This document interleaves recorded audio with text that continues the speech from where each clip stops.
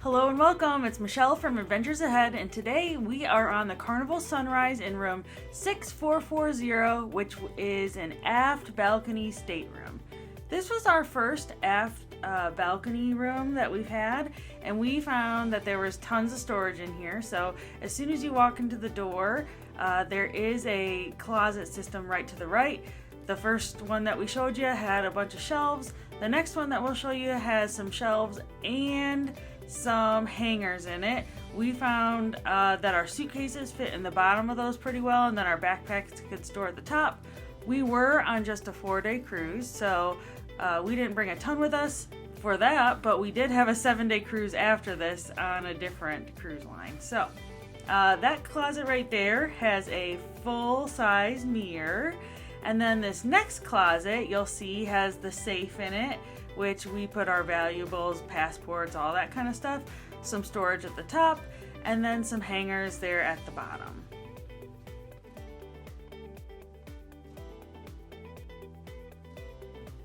As you're walking in the room, you also see that there is a light switch. You do have to have a card in for the electricity to run. So we always grab a card from our hotel that we stay at the night before, just in case the rooms do have these. We're moving on to the bathroom now, which is, there's a small step to get into the bathroom, and it's a pretty standard Carnival bathroom. Shampoo and body wash are provided in the shower, and then there's bar soap provided, as well as lots of shelving units for your storage stuff. So we utilize most of these storage things, as well as we take that little glass cup and make sure our toothbrushes can fit in it. So at the top, there's also a plug for a shaver. You're not supposed to plug anything else into that. And then here's the sink.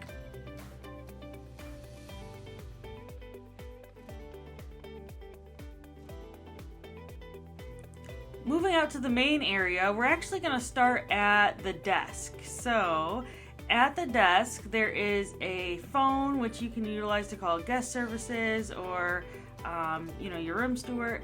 And then in this drawer, there is a hair dryer that's provided for you. Below that is where the refrigerator is. So it's actually called a cooler, not a refrigerator, but we found it kept our stuff really cold. We do sometimes utilize a little Kleenex pack to prop in there, because that exterior door can really make the cooler overheat. So there's that. There's a pencil provided, and then a couple of different plugs. So there's 2 USB plugs right over here, and then there's a 220 volt plug. And then there is a 2 standard plugs. We do use a extender, a non-surge protector, just because we do have a lot of things to charge. This has a large TV in the room and a couch, which we love. So I think this couch probably turns into a bed, but I'm actually unsure. As you can see, next to this side of the bed, there's no nightstand, so that was a little wonky for us. Josh ended up taking that side of the bed and just ended up putting his glasses on the couch. In between the pillows, I'll show here in a minute, is where you can turn the lights on and off in the room, and there's also 2 USB plugs. On this side of the bed, there was a nightstand, and there's some storage in there as well.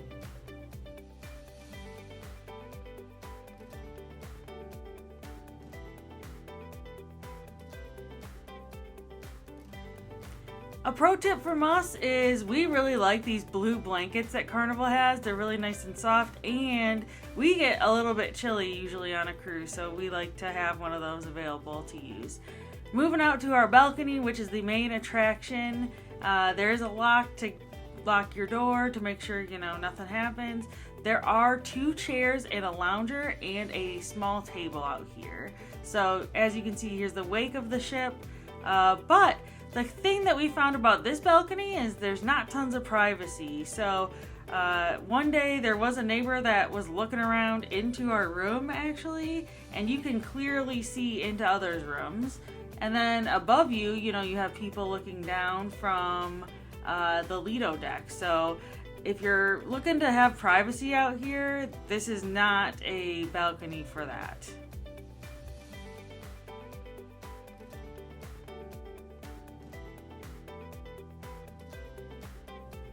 We're actually going to move back into the bathroom because I want to show you guys the water pressure. So water pressure can really vary from ship to ship, and we thought that this water pressure on the Carnival Sunrise was actually pretty good. So I'm going to go ahead and show you that now because that's important for people. Sometimes, you know, it dribbles out, sometimes it's great.